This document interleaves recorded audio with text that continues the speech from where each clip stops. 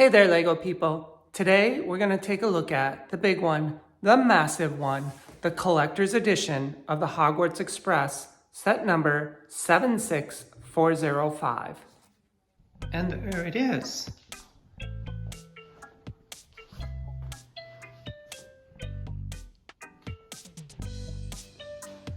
Let's just take and move the platform so you can get an actual look at the passenger car.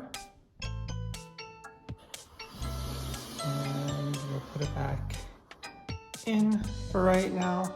Again, set number 76405, the collector's edition of the Hogwarts Express. Now this set was released on August 31st, 2022, and it contains 5,129 pieces, including 20 minifigures. And here we are with our 20 different minifigures, starting with the conductor and the trolley lady. Then we get a Hufflepuff and Ravenclaw students. We get Harry Potter, his son Albus and James, and then daughter Lily and his wife Ginny Potter, formerly Ginny Weasley. We get a Dementor. We get Harry, Ron, and Hermione, and Neville's Toad along with Scabbers. We get Remus Lupin, Harry Potter, Hermione, and Ron. And then we have Harry Potter, Luna Lovegood, and Draco Malfoy. Now this set is currently on sale for $499.99 US dollars at lego.com, and led by Marcos Bessa, the designers at Lego undeniably have created a beautiful model full of all of the detail of the wizarding world. But how does this set actually hold up? Well, let's take a look at it. Because I think the answer really depends on what you were looking for. And keep in mind, agree or disagree, the following is just my opinion. So let's start with the most obvious. As a working train, I don't think it's unfair to say the set is a near complete failure. The wheelbase is wider than any Lego train tracks available, and even if it did fit on the tracks, the wheels are all locked in a straightforward or reverse orientation and would never go around a corner. Now, I'm fairly certain someone could make modifications to the set that would make it work on Lego's track system. But out of the box, it's simply not possible, and I don't think I'm unjustified in my assessment of the set. So if the set isn't a working train, how does it hold up as a toy to play with? Well, I find the answer to that to be a bit of a mixed bag. With the fixed wheels, even by hand, the train can't be run on any kind of tracks, so you're just stuck moving on the floor. And with the wheels locked in a forward or backward position, even that is less than enjoyable and basically leaves the set as being static. Fortunately, things do start to improve from there. First, we do get a train conductor, which is kind of nice and makes the engine a playable toy instead of just a static piece. It might have been nice to have gotten a coal man or woman, but let's face it, this is the wizarding world, and the conductor can probably just wave his wand and have a steady stream of coal moving from the coal car to the furnace. But it's the platform back here and the passenger car behind it where the play factor really goes up. And to start with, we get these two figures, Ravenclaw and Hufflepuff over here, along with the Potter family, Harry, Ginny, Lily, Albus, and James back there, completing a scene from the epilogue of the story. And then we can open up this passenger car.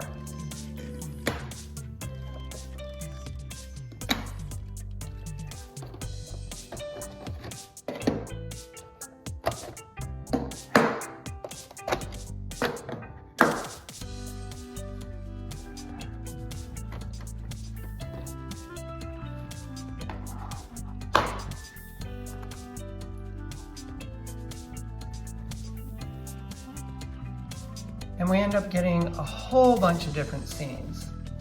To start with, through here we can see we've got the trolley lady. And then here we get the very first scene on the train with all three of our main characters, Harry, Ron, and Hermione, where she is entering their compartment asking if they have seen Neville's toad. Now it might have been nice to have gotten a character of Neville here. He could have been out here on the backside in the hallway waiting behind Hermione, just like he does in the books and the movie, but we don't. And it's somewhat understandable as space is fairly limited despite the overall size of the train itself. Moving from year 1 to year 3, we get Harry, Ron, and Hermione over there, along with Professor Lupin and the Dementor.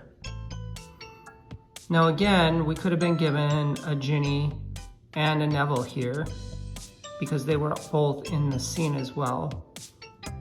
But again, the space is limited in the compartment to at most the 4 characters, so it does make sense that Lego left them out.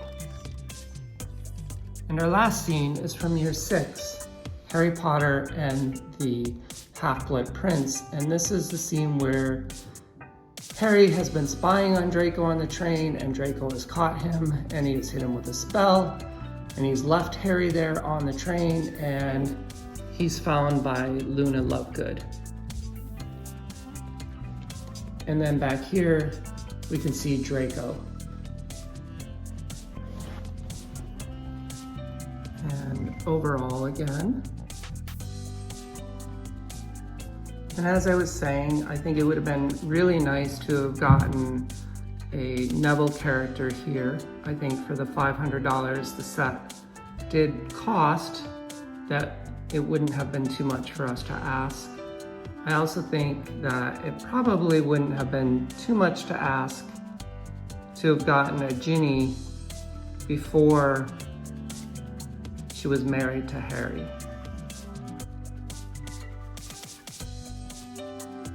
When looking at the set as a whole, engine, tender, track, passenger car,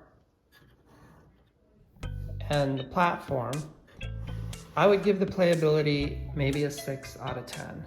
And that's certainly not a ringing endorsement for a set that costs $500 US. However, if I was to just look at the platform and the passenger car, I would give those sections a 10 out of 10. If that's enough to justify the cost, I'm not entirely certain. Though, if Lego were to give us expansions to this set, say another passenger car with more scenes and expanding the platform, I would certainly line up to purchase those. So having looked at the set in terms of a working train and as a toy for play and come up indecisive as to if it is worth the price, what's that leave us? Well, first, I believe is the build. Was it fun to build? Overall, I'd have to say I'm ambivalent on the topic. Parts of the build were really fun. I really enjoyed building the platform and of course the passenger car. The track, however, was tedious. The tender car was only a bit less tedious than the track, and the engine was, for me, maybe a 7 out of 10. It's certainly neat, but the fact it doesn't actually work as a train took a lot of fun out of it for me. I really just wanted to get to the fun bits. So as a build, I'm giving the set a 7 out of 10. It is interesting enough and explores many different techniques. But with 2/5 of this build being boring, a further 1/5 only being interesting, the remaining 2/5 that were exciting just can't bring it up higher than a 7 out of 10. And that just leaves us with what the model really is. A display. Lego never claimed it was anything but this. And as a display, this set is just about as good as it gets. I mean, just look at it.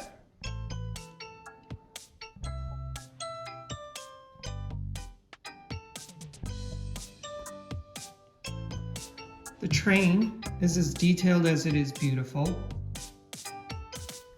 The platform is gorgeous. Honestly, in looking the set as a display model, I can find only one complaint, and that actually is the platform. And where I would like to have seen it long enough that it really was functional for both doors on the passenger car. Even more than that, I would have liked to see the platform the entire length.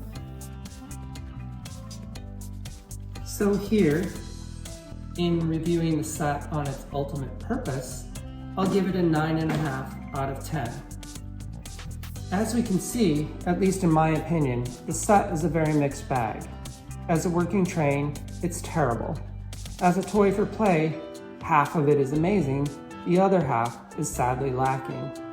As a build, if you wanted a working train, the set is poor.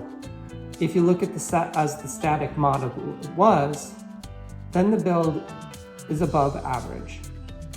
As a finished model, the set is stunning.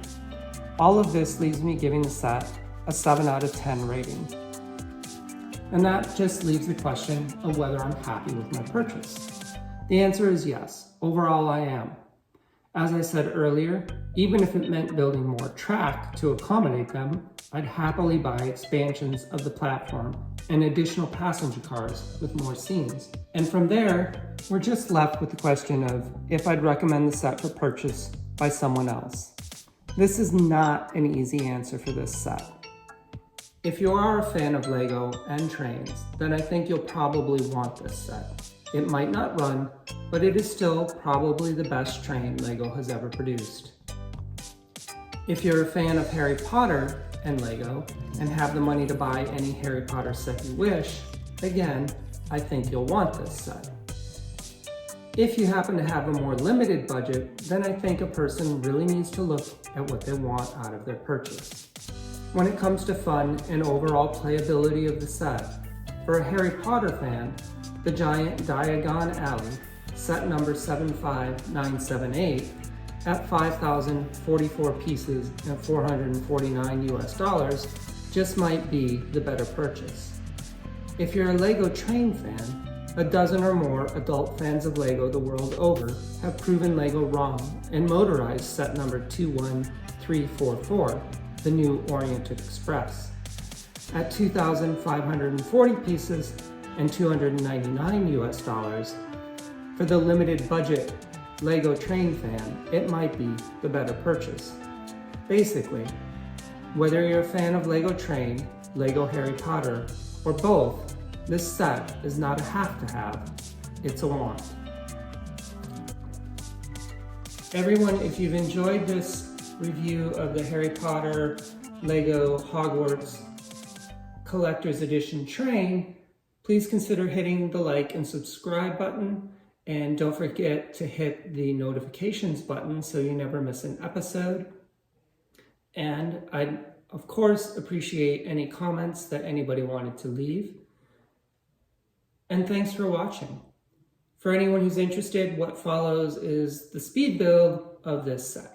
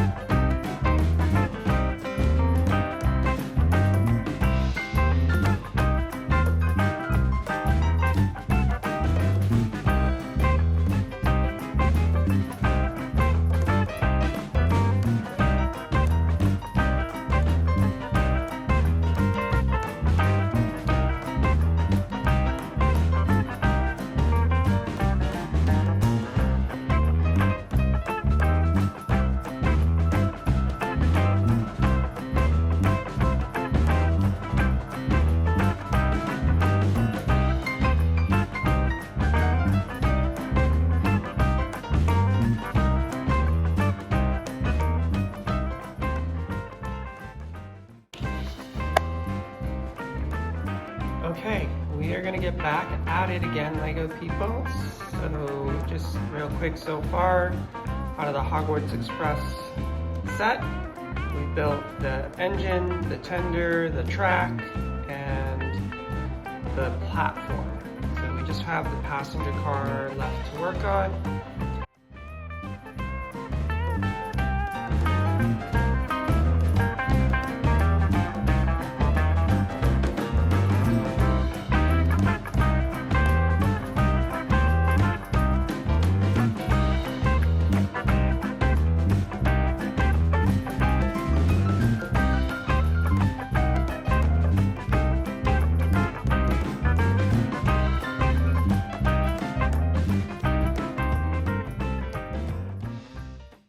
Okay, Lego people, let's get you a few shots of what's going on inside the train car before we close it up and you can't really see it very well. So you have your first scene back here, Harry, Ron, and Hermione, and this is kind of where they meet. You can see a rat down there and treats that Harry has bought, all from the first book and the first time on the train. And then if we move over to the middle compartment on the train, we have Professor Lupin there and a Dementor. So this is from the third book. And then if we come over here, we have just before 6th year after Harry has spied on Draco and Draco has stunned him and Luna finds him on the floor. And then we've got Draco right there.